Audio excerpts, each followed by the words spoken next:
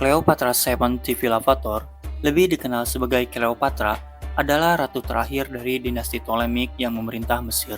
Cleopatra sering digambarkan sebagai wanita yang cerdas, ambisius, dan penuh pesona, yang menggunakan kecerdasannya dan kemampuannya untuk bertahan hidup di tengah-tengah intrik politik yang rumit dan berbahaya.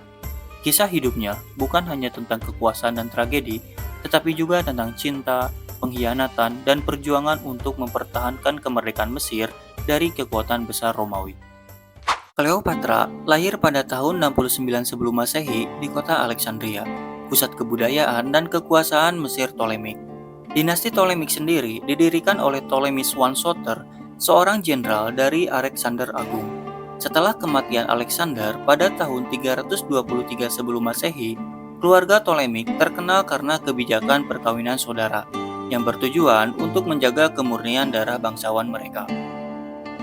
Sejak kecil, Cleopatra dididik dalam tradisi Yunani klasik. Dia belajar berbagai mata pelajaran seperti filsafat, matematika, astronomi, dan retorika. Cleopatra juga terkenal karena kemampuan linguistiknya. Dia menguasai beberapa bahasa, termasuk Mesir kuno, Yunani, Latin, dan bahasa-bahasa lainnya. Ini sangat penting karena membuatnya dapat berkomunikasi dengan beragam kelompok etnis yang tinggal di bawah kekuasaannya. Pada tahun 51 sebelum Masehi, ketika Cleopatra baru berusia 18 tahun, ayahnya Ptolemies XII meninggal dunia. Sesuai dengan tradisi dinasti, Cleopatra naik ke tahta sebagai ratu bersama dengan adik laki-lakinya, Ptolemies XIII, yang saat itu baru berusia sekitar 10 tahun. Namun, perbedaan usia dan ambisi kekuasaan segera menimbulkan ketegangan antara keduanya. Ketika hubungan antara Cleopatra dan Ptolemies XIII semakin tegang, penasihat kerajaan yang mendukung Ptolemies XIII berhasil memaksa Cleopatra keluar dari Alexandria. Cleopatra kemudian mengasingkan diri di wilayah yang lebih jauh dari Mesir, merencanakan bagaimana dia bisa kembali berkuasa. Selama masa ini, Mesir berada dalam kekacauan internal, dengan pertempuran yang terjadi antara paksi-paksi yang setia kepada Cleopatra dan Ptolemies XIII. Pada tahun 48 sebelum Masehi, Julius Caesar, pemimpin besar Romawi, tiba di Mesir dalam rangka mengejar musuh politiknya, yaitu Pompei. Cleopatra melihat kesempatan ini untuk mendapatkan dukungan Caesar dan merebut kembali tahtanya. Menurut legenda, Cleopatra bertemu dengan Caesar dengan cara menyelundupkan dirinya dalam karpet yang kemudian digulung dan dibawa ke hadapan Caesar. Pertemuan ini menjadi awal dari hubungan yang mengubah sejarah.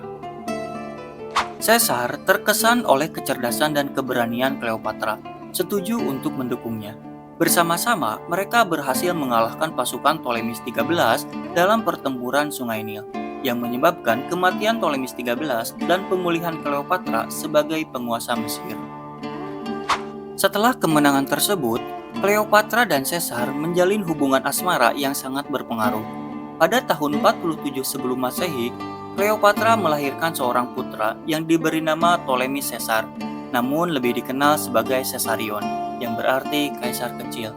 Cleopatra berharap bahwa Caesarion akan mewarisi kekuasaan tidak hanya di Mesir tetapi juga di Roma, memperkuat posisinya sebagai salah satu wanita paling kuat di dunia.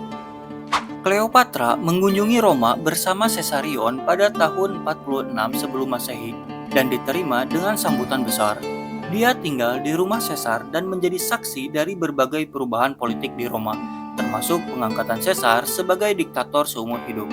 Namun, pada tanggal 15 Maret 44 sebelum Masehi, Caesar dibunuh oleh sekelompok senator yang menentang kekuasaannya yang semakin absolut. Pembunuhan ini mengguncang Cleopatra yang menyadari bahwa posisinya kini terancam tanpa pelindung kuat di Roma. Tak lama setelah kematian Caesar, Cleopatra kembali ke Mesir bersama Caesarion dan mulai mempersiapkan diri untuk menghadapi situasi politik yang semakin rumit. Setelah kematian Caesar, kekuasaan di Roma terbagi antara beberapa pemimpin, termasuk Mark Antony dan Octavianus yang kemudian dikenal sebagai Augustus. Cleopatra kemudian menjalin hubungan dengan Mark Antony yang melihatnya sebagai sekutu penting dalam ambisinya untuk menguasai bagian timur Kekaisaran Romawi.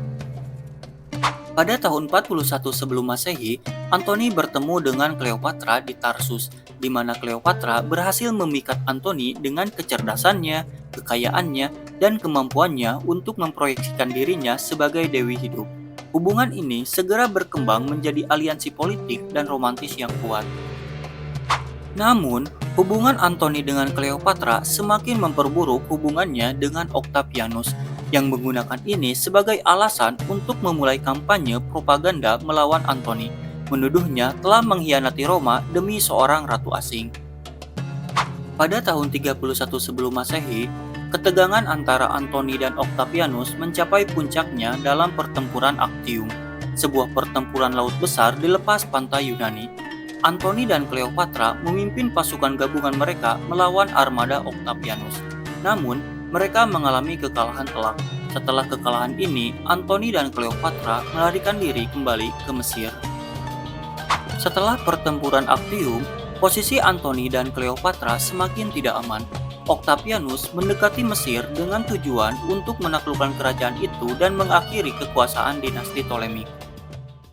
Setelah kekalahan mereka di Actium, Antony dan Cleopatra mengalami keputusasaan.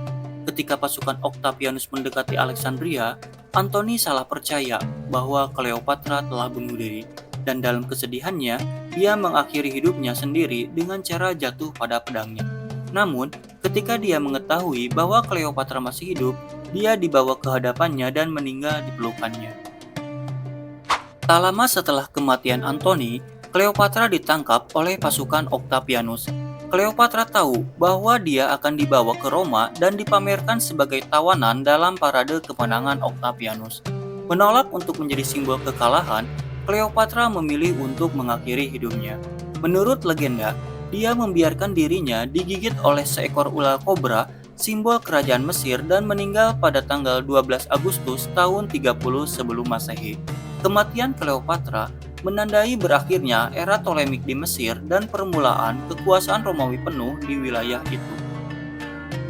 Cleopatra tetap menjadi salah satu tokoh paling terkenal dalam sejarah kuno, dikenang karena kecerdasannya, kemampuannya dalam politik, dan kecantikan legendarisnya.